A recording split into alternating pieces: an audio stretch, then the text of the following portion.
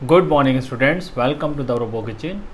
Last session में हमने ये देखा था कि किस तरीके से आप एक स्ट्रीट लाइट को फॉर्म कर सकते हैं यूजिंग आर्डिनो बोर्ड। अगर आपने ये वीडियो नहीं देखा है दोस्तों, तो आप इस आई बटन पे प्रेस करके भी ये वीडियो देख सकते हैं। साथ ही साथ मैंने डिस्क्रिप्शन में भी इस वीडियो का लिंक दे दिया है, तो आप उसमें भी जाके इस वीडियो को देख सकते हैं। दोस्तों, आज के सेशन में हम ये डिस्कस करेंगे कि किस तरीके से एक पोटेंशियोमीटर को हम एक एनालॉग इनपुट की तरह यूज़ कर सकते हैं और आपके जो डिजिटल पिन है उसको हम PWM की तरह यूज़ कर सकते हैं। ये PWM क्या होता है, इसके लिए मैंने एक वीडियो बना रखी है। आप चाहे तो इस आई बटन में प्रेस करके भी ये वीडियो देख सकते हैं। उससे पहले अगर आपने इस चैनल को लाइक एंड सब्सक्राइब नहीं किया है दोस्तों, तो प्लीज़ आप आज ही इसको लाइक एंड सब्सक्राइब करिए और फर्दर अपडेशन के लिए इस नोटिफिकेशन बेल को प्रेस करिए। तो चलिए शुरू करते हैं आज का सेशन। तो सबसे पहले बात कर लेते हैं कि इसके लिए हमें कौन कौन से हार्डवेयर कंपोनेंट्स की ज़रूरत होगा। जो सबसे पहले है, हमारे पास एक LED है, उसके अलावा हमें एक रजिस्टर की ज़रूरत होगा, उसके अलावा एक पोटेंशियोमीटर की ज़रूरत होगा। 10K का पोटेंशियोमीटर हम यहाँ पे ले रहे हैं और एक आर्डिनो बोर्ड का हमें ज़रूरत होगा। तो चलिए शुरू करते हैं इसका सर्किट डायग्राम को ड्रॉ करना। जैसे कि आप फिगर में देख पा रहे हैं कि हमारे पास एक आर्डिनो बोर्ड है, एक LED है रेड कलर की, एक रजिस्टर है। इस रजिस्टर पे क्लिक करेंगे तो आप देख सकते हैं 220 ओम का हमने रजिस्टर ले रखा है। इसके अलावा एक पोटेंशियोमीटर भी है जो हमने 10 किलो ओम का ले रखा है। तो जल्दी से इसको देखते हैं। हमारे पास LED को तो आपको पता ही है कि LED में हमारे पास ये एनोड है और ये कैथोड है। दोस्तों, इससे पहले मैं आपको एक बात बता देता हूँ कि रजिस्टर को हम सीरीज़ में लगा रहे हैं LED के साथ, तो उसको हम कैथोड के साथ भी लगा सकते हैं और एनोड के साथ भी लगा सकते हैं, क्योंकि आपको ये पता है कि सीरीज़ में जो करंट होता है वो डिवाइड नहीं होता, यानी सेम करंट आपका रजिस्टर के थ्रू जाएगा LED में।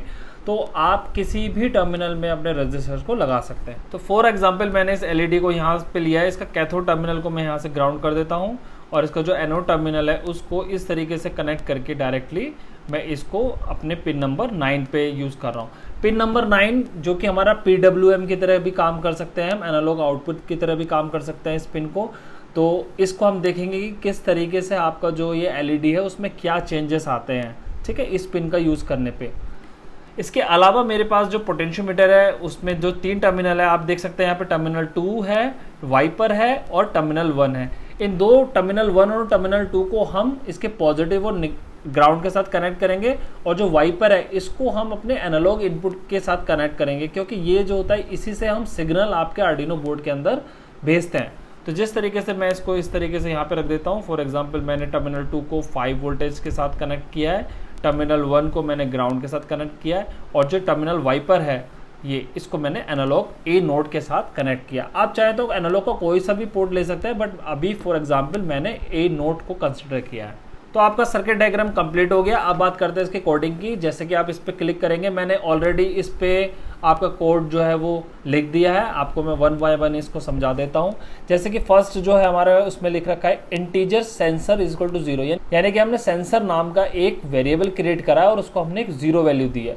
इसके अलावा भी हमने एक आउटपुट वैल्यू का भी एक वेरिएबल कंसिडर किया और उसको भी हमने 0 वैल्यू दी है, क्योंकि इनिशियली में हमको इनको 0 वैल्यू देनी होगी, ठीक है। वॉइड सेटअप के आपको पता है, वॉइड सेटअप पे हम क्या करते हैं, इस पे हमें इनपुट और आउटपुट को कंसिडर करना पड़ेगा। तो A नोड जो ये आपका A नोड है, इसको हम एज ए इनपुट यूज कर रहे हैं, एनालॉग इनपुट। तो यहाँ पे डेफिनेटली आपको पिन मोड A नोड को इनपुट देना होगा। इसके अलावा जो पिन नंबर 9 में हमने यहाँ पे आउटपुट लिया है, तो इसको हमने आउटपुट कंसिडर कर दिया।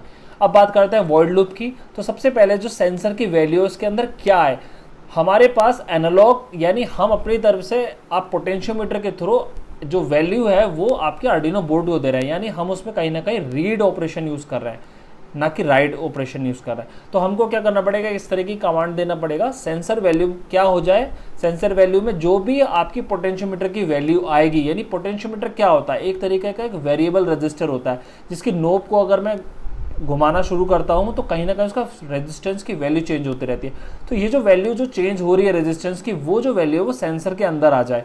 तो सेंसर वैल्यू क्या रीड करेगा, जो वेरिएबल रजिस्टर है यानी पोटेंशियोमीटर का जो वेरी कर रहा है रेजिस्टेंस, उसकी वैल्यू आपको वो सेंसर वैल्यू के अंदर आएगी। तो इस तरीके से जो पहला इंस्ट्रक्शन है वो ये करेगा।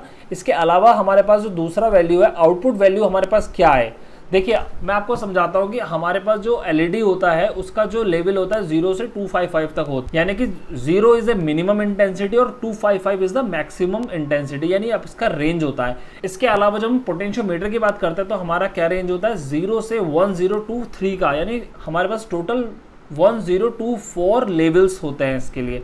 तो हमारे पास इनपुट लेवल तो हमारे पास है 1024 और हमारे पास जो आउटपुट लेवल है वो है हमारे पास 256 लेवल, 0 से 255 मतलब 256 लेवल है। तो हमको कहीं ना कहीं यहाँ पे जो है वो एक तरह का कोरिलेशन बनाना होगा, यानी एक मैपिंग करना होगा कि ये रेंज इसके साथ रिलेट हो जाए। इसलिए ही हमने यहाँ पे जो इंस्ट्रक्शन दिया है आउटपुट वैल्यू एक मैपिंग हो जाए। किस तरीके से, हमारे पास यहाँ पे 5 टर्म है, जैसे कि सबसे पहले तो किसकी सेंसर वैल्यू ले रहे हैं, यहाँ पे हम इनपुट जिसके हमें सेंसर वैल्यू लेनी है, यानी जो वैल्यू हमें लेनी है वो।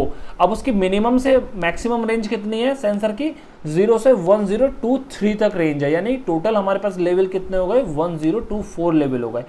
अब हम बात करते हैं आउटपुट की, यानी आउटपुट हमारी एक तरह की एलईडी है। एलईडी का कितना रेंज है, 0 से 255 का रेंज है। तो इस तरीके से हमने ये जो वैल्यूज है यहाँ पे लिख दिया है। इसके बाद जो हमारा पास पिन नंबर 9 है उसको हम एज ए PWM पिन की तरह यूज कर रहे हैं, ठीक है। तो PWM पिन यूज करने के लिए हम उसको एनालॉग राइट देंगे, ना कि डिजिटल राइट देंगे। अब आपका जो आउटपुट एलईडी है वो एक तरह एनालॉग आउटपुट की तरह काम कर रहा है, तो इसके लिए आपको एक एनालॉग राइट कमांड देना होगा। तो पिन नंबर 9 हमें इसमें देना, और हमारे पास क्या वैल्यू आनी चाहिए जो हम कमांड दे रहे हैं, दैट इज आउटपुट वैल्यू आनी चाहिए। यानी जो भी हम पोटेंशियोमीटर की वैल्यू दे रहे हैं उस वो वैल्यू मैपिंग होके आपके पिन एलईडी 9 में चली जाए। तो यानी जैसे मैं अपना स्टार्ट सिमुलेशन करता हूँ वैसे आप देखेंगे पोटेंशियोमीटर का अभी रेजिस्टेंस की वैल्यू बिल्कुल 0 है। जैसे मैं इस नॉब को धीरे धीरे बढ़ाने लग जाऊंगा, यानी मैं इसको एक तरह से रेजिस्टेंस की वैल्यू बढ़ा रहा हूँ, तो वैसे वैसे आप देखेंगे इसकी जो आपके एलईडी की जो इंटेंसिटी है वो यहाँ पे बढ़ती रहेगी और एक मैक्सिमम वैल्यू तक पहुँच जाएगी।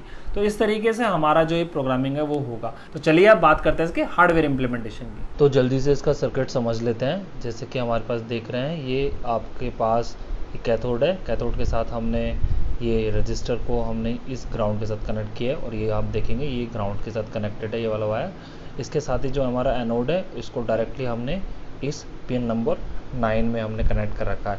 इसके अलावा हमारे पोटेंशियोमीटर में 3 वायर हैं। जो वाइट वाला वायर है इसको हमने 5 वोल्टेज के साथ कनेक्ट किया है। इसका जो टर्मिनल 2 है इसको हमने ग्राउंड के साथ कनेक्ट किया है, जिस ग्राउंड के साथ कनेक्ट किया, और ये ग्राउंड रो में कनेक्टेड है तो ये ऑलरेडी ग्राउंडेड है। इसके अलावा जो ये मिडिल वायर है इसको हमने सिग्नल दिया है, यानी एनालॉग इनपुट सिग्नल ए नोड के साथ कनेक्ट किया है, ठीक है। तो इस तरीके से हमारा जो सर्किट है वो कनेक्शन हो जाएगा। तो फाइनली हमारा जो सर्किट है हार्डवेयर में कंप्लीटेड है। अब मैं क्या करूंगा, ये जो कोड मैंने आपको बनाया था दोस्तों इसको मैं इस तरीके से यहाँ पे पेस्ट कर दूंगा, और जैसे ही मैं अपना USB आर्डिनो के साथ अपने लैपटॉप को कनेक्ट करूंगा तो आप देखेंगे इसको मैंने यहाँ से कंपाइल किया है। कंपाइल करने के बाद जैसे ही मैं इसमें यहाँ पे अपलोड करूँगा तो आप देख सकते हैं जैसे ही मैं इस नॉब को धीरे धीरे इसका रेजिस्टेंस बढ़ा रहा हूँ इसकी जो इंटेंसिटी है वो बढ़ती जा रही है, ठीक है। अब मैंने मैक्सिमम से मिनिमम पे जा रहा हूँ तो इसकी इंटेंसिटी बिल्कुल 0 हो गई। तो इस तरीके से मैं अपना प्रोग्राम को यहाँ पे कर सकता हूँ। इसके अलावा दोस्तों हमने इसमें एक और कमांड यूज़ करी है, दैट इज serial.begin ब्रैकेट में 9600।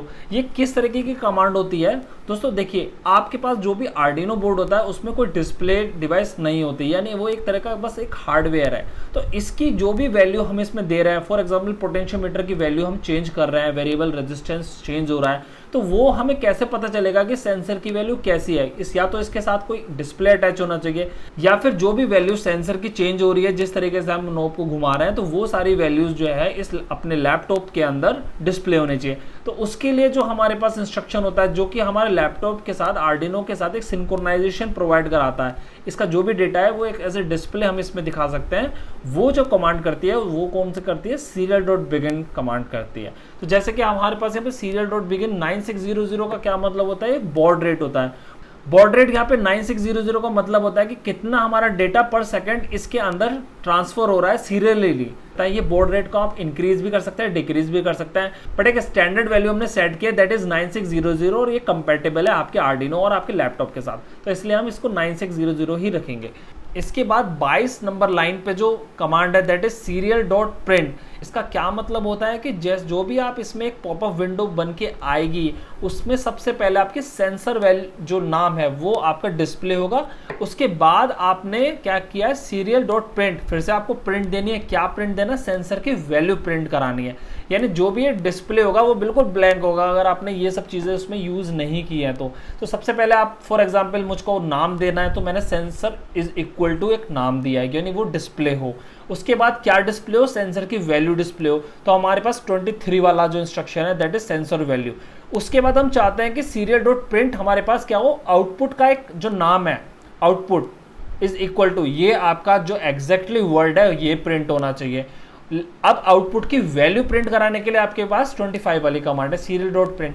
जैसा कि मैं आपको दिखाता हूं कि जैसे ही मैंने इसको वेरीफाई किया और उसके बाद ये कंपाइल डन है, यानी एरर नहीं है। इसके बाद जैसे ही मैंने इसको रन किया आपके अंदर ये स्टोर हो गया। अब यहाँ पे आप देखेंगे कि यहाँ पे एक सीरियल मॉनिटर का एक डिस्प्ले है। अगर आपने ये वाले कमांड नहीं दी होती सीरियल डॉट बिगिन 9600, तो इस पर अगर प्रेस करेंगे तो कोई भी पॉपअप विंडो नहीं आएगी। लेकिन अभी के लिए आपके पास एक पॉपअप विंडो आ रही है जिसमें कि आपको सेंसर इजिकल टू 1 आ रहा है, यानी सेंसर इजिकल टू आपका 22 नंबर वाली कमांड हो गई। उसके बाद आपके सीरियल प्रिंट यानी सेंसर वैल्यू जो कि 111 आ रही है। इसका मतलब है कि हमारे पास जो रजिस्टर की वैल्यू है इस टाइम 1 है। इसके बाद आपके पास आ रहा है आउटपुट की वैल्यू। देखिए आउटपुट इज इक्वल टू लिख के आ रहा है, उसके बाद आउटपुट की वैल्यू आ रही है। अब जैसे ही मैं इसमें धीरे से उसे बढ़ाना शुरू करता हूं, आप देखेंगे तो इसकी सेंसर की वैल्यू जो है वो चेंज होती जा रही है। देखो बढ़ रही है, इंक्रीज हो रही है, और ये कहां तक पहुंच गई है, 1023 तक सेंसर की वैल्यू पहुंच गई है, जो हमें पता था और हमने यहाँ डिस्प्ले में भी देख लिया है। इसके अलावा भी आउटपुट की जो वैल्यू है वो 255 तक यानी मैक्सिमम इंटेंसिटी तक पहुंच रही है। तो दोस्तों ये जो पॉपअप विंडो बन के आई है ये आपका एक तरह से ज़्यादा विजुअलाइजेशन, आपको जो भी डेटा दे रहे हैं, क्या डेटा की वैल्यू आ रही है वो आप एज ए डिस्प्ले भी देख सकते हैं, अपने लैपटॉप के अंदर भी देख सकते हैं। और अगर इसके साथ कोई LCD स्क्रीन इसके साथ अटैच करेंगे तो उसमें भी ये वैल्यू आ सकती है। तो दोस्तों आई होप ये वीडियो आपको पसंद आया होगा। अगर आपको ये वीडियो पसंद आया और वर्थ है तो आप इसको सब्सक्राइब करें और लाइक करें, और फर्दर अपडेशन के लिए इस नोटिफिकेशन बेल को भी प्रेस कर सकते हैं। इससे रिलेटेड कोई भी क्वेरी और कोई भी सजेशन अगर आप देना चाहते हैं तो कमेंट बॉक्स में हमको लिख के दे सकते हैं। साथ ही साथ हमारे ईमेल ID पे भी आप कोई भी क्वेश्चंस अगर आपको पूछना है तो आप उस पर भी पूछ सकते हैं। Thank you so much.